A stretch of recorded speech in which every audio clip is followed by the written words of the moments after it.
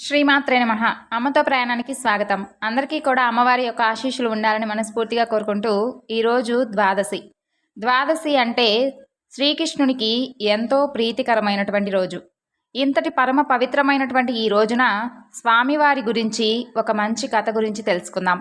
ఈ కథ విన్నవారికి స్వామివారి యొక్క సంపూర్ణ అనుగ్రహంతో పాటు అశ్వమేధ యాగ ఫలం కూడా లభిస్తుంది.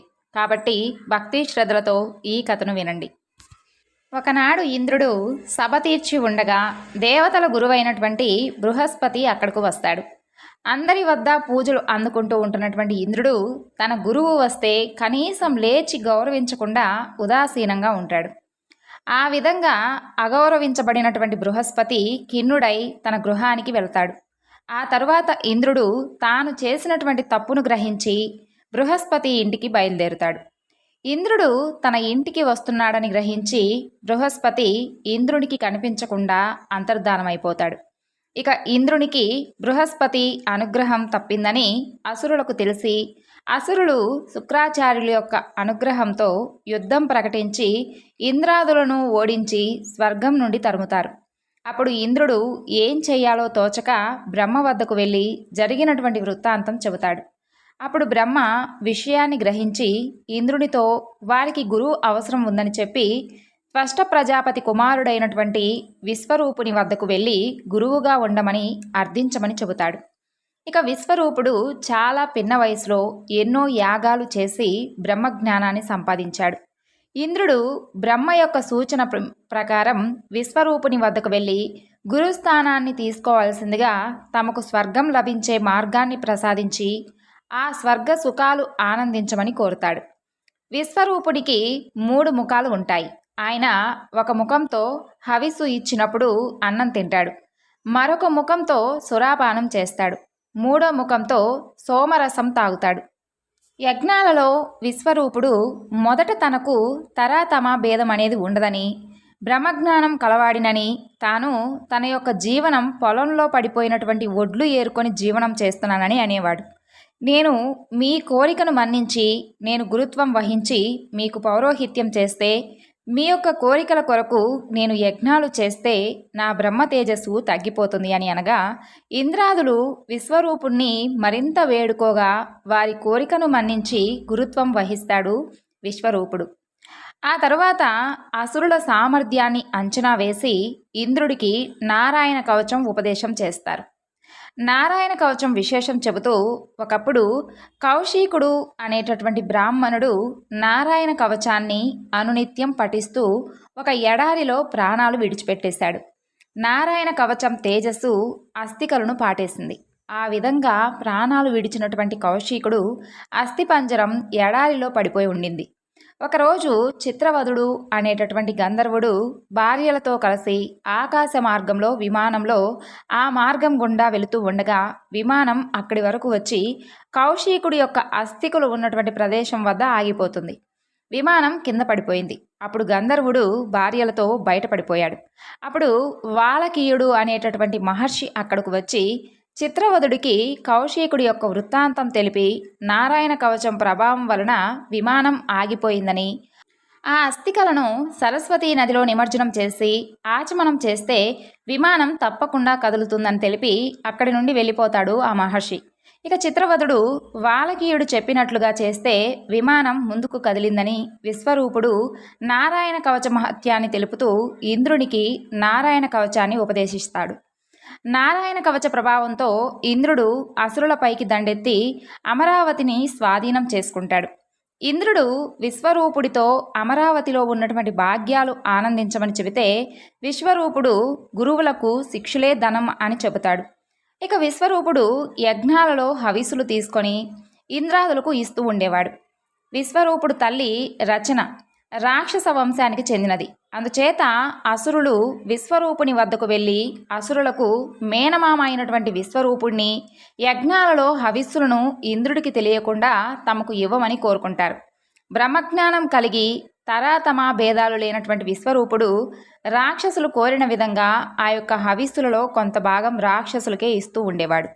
అలా కొద్ది రోజుల తర్వాత ఇంద్రుడికి ఆ విషయం తెలుస్తుంది. అప్పుడు ఇంద్రుడు యుక్తాయుక్త విచక్షణ విడిచి తన వద్ద ఉన్నటువంటి చంద్రహాసంతో విశ్వరూపుణ్ణి 3 శిరస్సులను నరికివేస్తాడు. సురాపానం చేసేటటువంటి శిరస్సు ఆడపిచ్చుకగా మారిపోయింది. సోమపానం చేసేటటువంటి శిరస్సు కౌజు పక్షిగా మారిపోయింది. అన్నం తినేటటువంటి శిరస్సు తిత్తిరి పిట్టగా మారిపోయింది. ఆ 3 పక్షులు విశ్వరూపుడు చేసినటువంటి బ్రహ్మహత్యా పాతకాన్ని సూచిస్తాయి. ఈ 3 పక్షులు 1 ఏడాది కాలం అరుస్తూ ఇంద్రుడి చెవుల్లో రోదగా ఉండేవి. వాటి బాధ భరించలేక బ్రహ్మహత్యా పాతకాన్ని నివారించుకోవడం కోసం ఇంద్రుడు తన యొక్క పాపాన్ని 4 భాగాలుగా చేసి భూమికి, స్త్రీలకు, నీటికి, వృక్షాలకు తలో పావు భాగం పంచుతాడు. బ్రహ్మహత్యా పాతకం పాపం తీసుకున్నందుకు ఆ 4 జాతులకు 4 వరాలు ఇచ్చాడు. భూమికి వరంగా ఇక్కడైనటువంటి గోతులు తీస్తే ఆ గోతులు తమంత తాము పూడుకునేటట్లుగా, వృక్షాలకు ఎవరైనా కానీ మొదలు ఉంచి కొమ్మలు, ఆకులు నరికి వేస్తే ఆ వృక్షము లేదంటే మొక్క తమంతట తాము పెరిగేటట్లుగా, నీటికేమో ప్రక్షాళన గుణాన్ని, స్త్రీలకేమో కామభోగాల యందు కొద్దిపాళ్ళు ఎక్కువ సుఖాన్ని ప్రసాదిస్తాడు. ఇక బ్రహ్మహత్యా పాతకం కిందవారు అనుభవించేటటువంటి బాధలు భూమి కొన్ని చోట్ల పంటలు లేకుండా ఉండడం, అంటే ఊసర క్షేత్రాలు, నీరు నురుగుతో ఉండడం, వృక్షాలు జిగురు, స్త్రీలకు ఋతుస్రావం. తన కుమారుడైనటువంటి విశ్వరూపుడి మరణ వార్త త్వష్ట ప్రజాపతికి తెలుస్తుంది. త్వష్ట ప్రజాపతి ఇంద్రుణ్ణి సంహరించేందుకు ఒక కొడుకు కావాలని కోరుకుంటూ ఒక పెద్ద యజ్ఞాన్ని ప్రారంభించాడు. యజ్ఞ పరిసమాప్తి సమయానికి యజ్ఞగుండం నుండి ఒక పెద్ద రూపం ఆ యజ్ఞగుండంలో నుండి బయటకు వస్తుంది. ఆ విధంగా పుట్టినటువంటి వెంటనే ఆ రూపం బ్రహ్మాండం అంతా కూడా వ్యాపించేసింది. బ్రహ్మాండం అంతా కూడా నిండిపోయింది కాబట్టి దానికి వృత్తాసురుడు అని నామకరణం చేశారు. ఆ వృత్తాసురుడు ఆకాశాన్ని చప్పరించాడు, గ్రహాలను నాకాడు. ఇంద్రుడు ఎక్కడ ఉంటాడని పెద్దగా గర్జన చేశాడు. ఆ విషయం తెలిసినటువంటి ఇంద్రుడు తన యొక్క సైన్యాన్ని అంతా కూడా తీసుకొని వృత్తాసురుడితో యుద్ధానికి వెళ్ళాడు. దిక్పాలురు వేసినటువంటి అస్త్రాలన్నీ కూడా వృత్తాసురుడు గుర్రిటితో తీసుకొని నోటిలో వేసుకొని చప్పరించేశాడు. అప్పుడు ఇంద్రుడిక ఏం చేయాలో పాలుపోక బ్రహ్మ వద్దకు వెళతాడు. అది చూసి నిశ్చేష్టులై ఏం చేయాలో తోచక మహావిష్ణువు వద్దకు వెళ్ళి తమ బాధను మొరపెట్టుకుంటారు. ఆ యొక్క ఆర్తత్రాణ పరాయణుడు గదా శంఖ చక్రముతో, కౌస్తూభంతో, పద్మాలతో, శ్రీవష్టంతో, వనమాలతో వారికి ప్రత్యక్షమయ్యాడు. అభయ ప్రకటన చేశాడు. వారి యొక్క రాకకు కారణాన్ని వివరించమనగా జరిగినటువంటి వృత్తాంతం అంతా కూడా చెప్పారు. అప్పుడు మహావిష్ణువు వృత్తాసురుడి వద్ద జరగాలి అంటే దదీచి మహర్షి వెన్నెముక నుండి తయారు చేసినటువంటి వజ్రాయుధం వల్ల మాత్రమే జరుగుతుంది అని తెలిపాడు. ఇక ఆర్తత్రాణ పరాయణుడైనటువంటి శ్రీ మహావిష్ణువు దదీచి మహర్షి వద్దకు వెళ్ళి వెన్నెముక కోరవలసిందిగా చెబుతాడు. ఆ మాటను విన్నటువంటి ఇంద్రుడు వృత్తాసురుడిని సంహరించడం వలన మరలా బ్రహ్మహత్యా పాతకం చుట్టుకుంటుందని ఆలోచిస్తూ ఉండగా దిక్పాలురు శ్రీ మహావిష్ణువు చెప్పినట్లుగా చేయవలసిందని, వచ్చినటువంటి బ్రహ్మహత్యా పాతకం అశ్వమేధ యాగం చేయడం వలన పోయే విధంగా తాము చేస్తామని ఊరటపరుస్తారు. అప్పుడు ఇంద్రుడు దిక్పాలులతో దదీచి మహర్షి ఆశ్రమానికి చేరుకుంటాడు. దదీచి మహర్షిని శరీరాన్ని కోరడానికి ఇంద్రుడు ముందుకు వెళ్ళకపోవడం చూసి దిక్పాలులు ఇంద్రుడిని ముందుకు తోస్తారు. అప్పుడు ఇంద్రుడు వృత్తాంతాన్ని చెప్పి తనకు దదీచి శరీరాన్ని ఇవ్వవలసిందిగా కోరుకుంటాడు. దదీచి మహర్షి అప్పటికే 2 సార్లు జన్మ పొందినవాడు. దదీచి ఎల్లకాలములోనూ నారాయణ కవచమును స్తుతిస్తూ నరనరాలలోనూ ఎముకలలోనూ నారాయణ మంత్ర ప్రభావితమైనది. అప్పుడు ఇంద్రుడు తన యొక్క వృత్తాంతాన్ని చెప్పి శరీరాన్ని కోరగా దదీచి మహర్షి ఎవరైనా కానీ తన శరీరాన్ని అచ్యుతుడు వచ్చి అడిగినా ఇచ్చేస్తాడా? సత్వగుణ సంపద కలిగినటువంటి తన శరీరాన్ని తునకలు చేసి ఎముకలు ఏరి విశ్వకర్మ చేత ఒక ఆయుధం చేసి ఆ ఎముకలను హింస చేయడానికి వాడుతారా అని అనగా దేవేంద్రుడు తమకు ఇప్పుడు గత్యంతరం లేదని తమను కాపాడమని అర్థిస్తాడు. అప్పుడు దదీచి మహర్షి ఏదో పరిహాసానికి ఆ ప్రశ్న వేశాను, కానీ ఈ శరీరం తనది కాదని, ఈ శరీరం కేవలం ఈశ్వరుడిదని, తన యోగ విద్యతో తనలో ఉన్నటువంటి ప్రాణవాయువును పైకి లేపి అనంతంలో కలిపి శరీరాన్ని పడగొట్టేశాడు. అప్పుడు ఇంద్రాదులు ఆ శరీరాన్ని కోసి ఎముకలు విశ్వకర్మకు ఇచ్చి ఆ విశ్వకర్మ చేత 100 అంచులు కలిగినటువంటి వజ్రాయుధం తయారు చేయించారు. అలా తయారు చేసినటువంటి వజ్రాయుధం తీసుకొని తన యొక్క సైన్యంతో ఐరావతానికి ఎక్కి వృత్తాసురుడి మీద యుద్ధానికి వెళ్ళాడు ఇంద్రుడు. యుద్ధానికి వచ్చినటువంటి ఇంద్రుడిని చూసి వృత్తాసురుడు ఇంద్రుడితో, ఓరి ఇంద్ర, నువ్వేనా ఇంద్రుడివి? నువ్వేనా నా అన్న విశ్వరూపుణ్ణి సంహరించింది? నువ్వు మహావిష్ణువు వద్దకు వెళ్ళి ఆయన ఉపాయంతో దదీచి ఎముకలతో వజ్రాయుధం చేయించుకోవడానికి వచ్చావు. ఈరోజు నిన్ను తప్పకుండా సంహరిస్తాను. లేదు లేదు, నీకు శ్రీమన్నారాయణుడి అండ ఉండడం వలన నేనే మరణిస్తాను అని అనగా ఇంద్రుడు ఆశ్చర్యపోయాడు. వృత్తాసురుడు అస్త్రశస్త్రాలేమీ కూడా ప్రయోగించలేదు. అతను గట్టిగా అరిస్తేనే సగం మంది దేవతలు పడిపోయారు. ఆ యొక్క సైన్యాన్ని వృత్తాసురుడు పాదములతో తొక్కుకుంటూ వెళ్ళాడు. తన శూలంతో ఐరావతాన్ని ఒక పోటు పొడుస్తాడు. అలా పోటు పొడవడం వలన ఇంద్రుడు ఐరావతం నుండి కింద పడిపోతాడు. ఇంతకాలానికి అదృష్టం బాగుండి నీవు నా కళ్ళెదురుగా కనపడ్డావు. నీవు బ్రాహ్మణుని సోదరుణ్ణి గురువుని చంపావు. 3 హత్యలు చేసినటువంటి నీకు ధర్మం కూడా తెలుసా? నేనింతగా మాట్లాడుతూ ఉంటే నీవు వజ్రాయుధాన్ని ఎందుకు ప్రయోగించడం లేదు? ఇది వరకు నీవు ప్రయోగించినటువంటి గదలాగా నీ యొక్క వజ్రాయుధం కూడా వ్యర్థమవుతుందని భయపడుతున్నావా? పిసినారిని యాచించినటువంటి వాడిలాగా నా మీద ప్రయోగించినటువంటి వజ్రాయుధం కూడా వ్యర్థమవుతుందని భయపడుతూ ఉన్నావా ఇంద్ర? నీ యొక్క వజ్రాయుధం దదీచి మహర్షి తేజస్సుతో, శ్రీ మహావిష్ణువు యొక్క తేజస్సుతో నిండి ఉంది. ఇదంతా కూడా నీకు చెప్పింది ఆ హరియే కదా? శ్రీ మహావిష్ణువు చేత ఆజ్ఞాపించబడి ఆయన యొక్క తేజస్సుతో కూడి ఉన్నటువంటి వజ్రాయుధంతో నన్ను సంహరించు. పరమాత్మ ఎటువైపు ఉంటాడో అటువైపే గెలుపు, సంపద, మంచి గుణాలు ఉంటాయి. అలాంటి శ్రీహరి నీ వైపు ఉన్నాడు. నీ యొక్క వజ్రాయుధముతో నన్ను తొందరగా కొడితే నీకు సహాయం చేసినటువంటి శ్రీ మహావిష్ణువు పాదములలోకి నేను ప్రవేశించి ఆయన లోకానికి వెళతాను. ఈ లోకాలన్నీ కూడా వదిలి పరమాత్మ పాదముల యందు చేరుతాను. పరమాత్మను చేరిన వాడికి స్వర్గ బ్రహ్మలోకములు లేనటువంటి సంపదలన్నీ కూడా చేరుతాయి. ద్వేషము, అజ్ఞానము, బాధ, ఉద్వేగము పరమాత్మ దగ్గర అస్సలు ఉండవు. అక్కడ ఉంటే సంపదలలో 1,000,000 వంతు కూడా బయట ఉండవు. అలాంటి లోకాన్ని నేను పొందబోతున్నాను. ఇంద్రుణ్ణి ముందర పెట్టుకొని పరమాత్మకే విజ్ఞప్తి చేస్తున్నాడు. నిన్ను తప్ప మరి నేను దేన్ని కోరను. స్వర్గలోకాధిపత్యం, బ్రహ్మలోకాధిపత్యం కానీ, భూలోక చక్రవర్తిత్వం కానీ ఏదీ కోరుకోను. నిన్ను తప్ప యోగాన్ని, సిద్ధిని, మోక్షాన్ని కూడా కోరుకోను. రెక్కలు రాని పక్షులు తమ తల్లిదండ్రులు ఆహారం వెతకడానికి వెళితే అవి వారు వచ్చే వరకు చూస్తూ ఉన్నట్లుగా, పాలు తాగేటటువంటి దూడలు తమ తల్లుల కోసం ఎదురు చూస్తూ ఉన్నట్లుగా, ఎడబాటు చెందినటువంటి ప్రియుణ్ణి చేరుకోవాలని ప్రియురాలు ఎలా ఎదురు చూస్తుందో ఆ విధంగా నిన్ను చూడటానికి నా మనసు తహతహలాడుతూ ఉంది అని పలికాడు.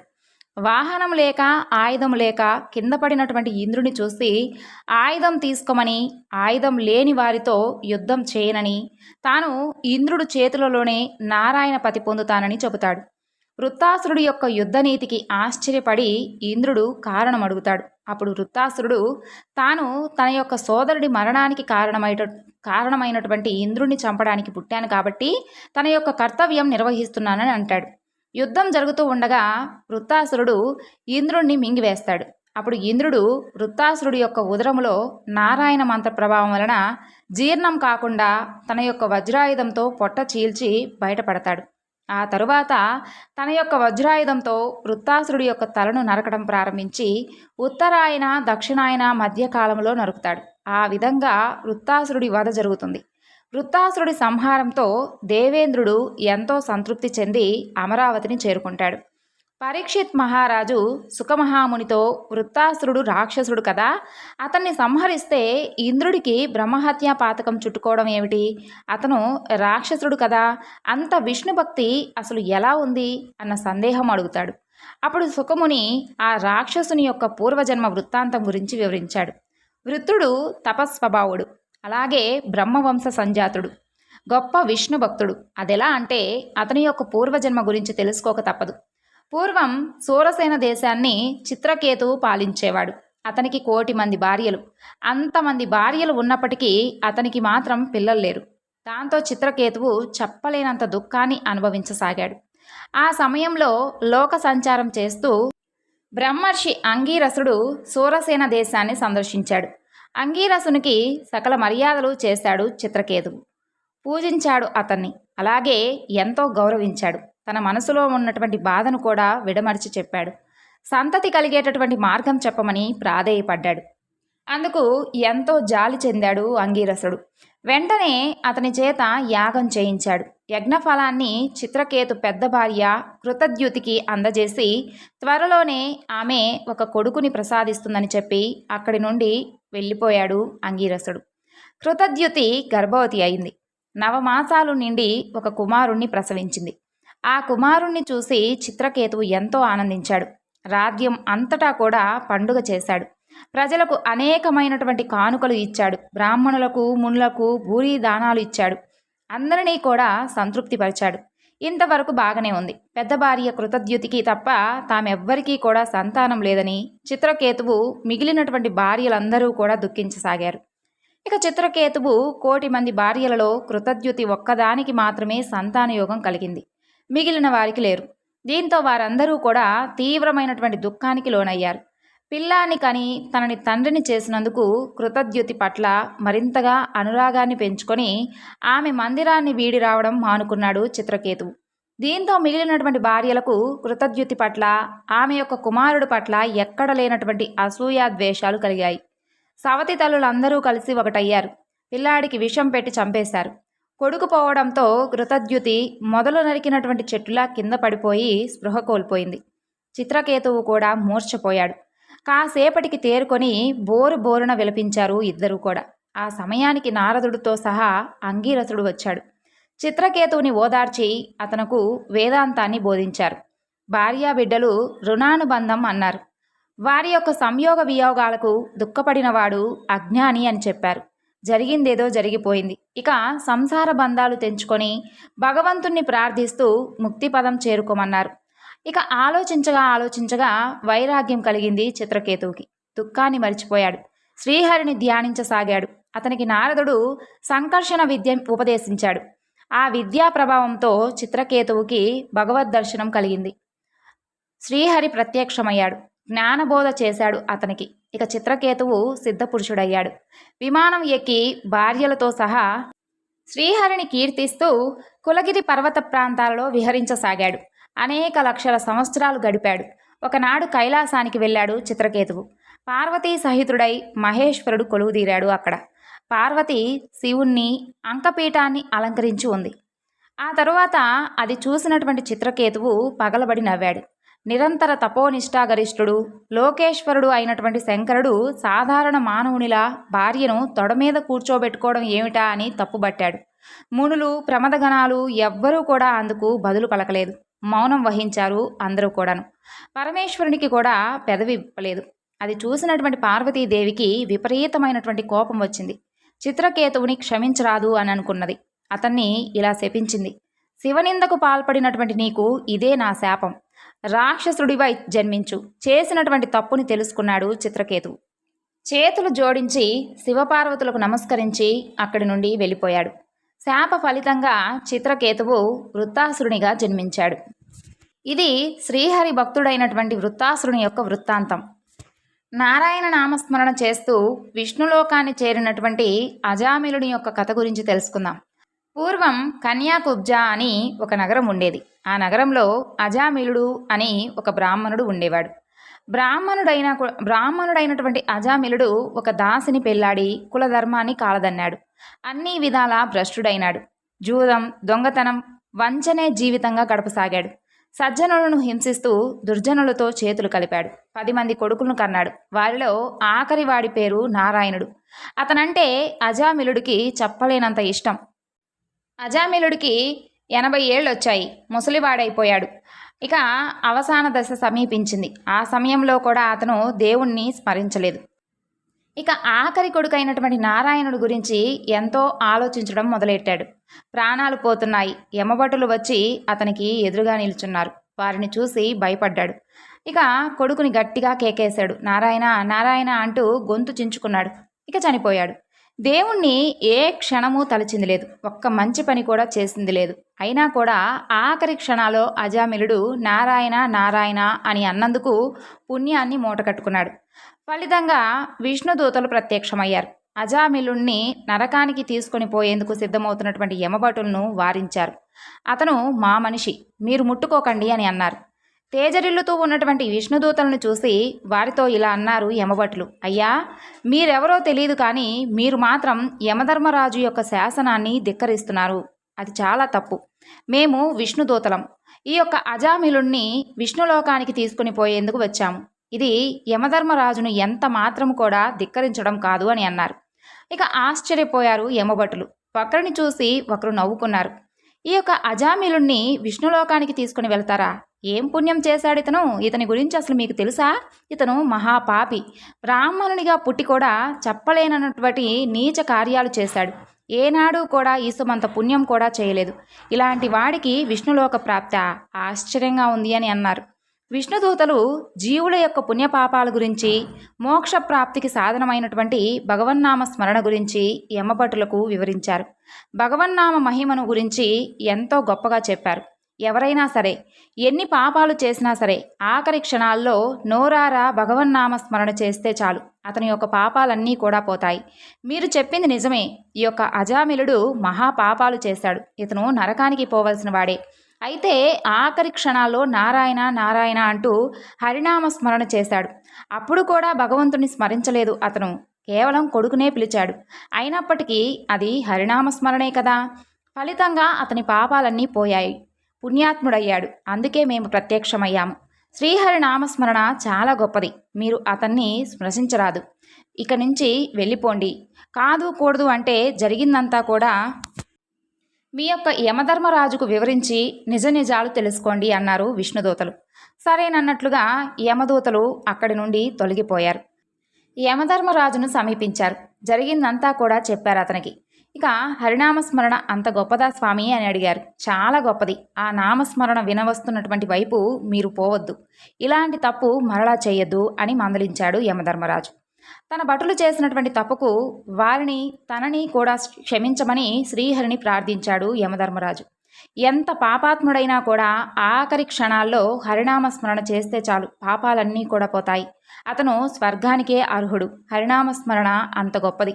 ఆ నామం ఎక్కడైతే వినవస్తుంటే అక్కడ తన దూతలను కనీసం కన్నెత్తి కూడా చూడవద్దని హెచ్చరించాడు యమధర్మరాజు.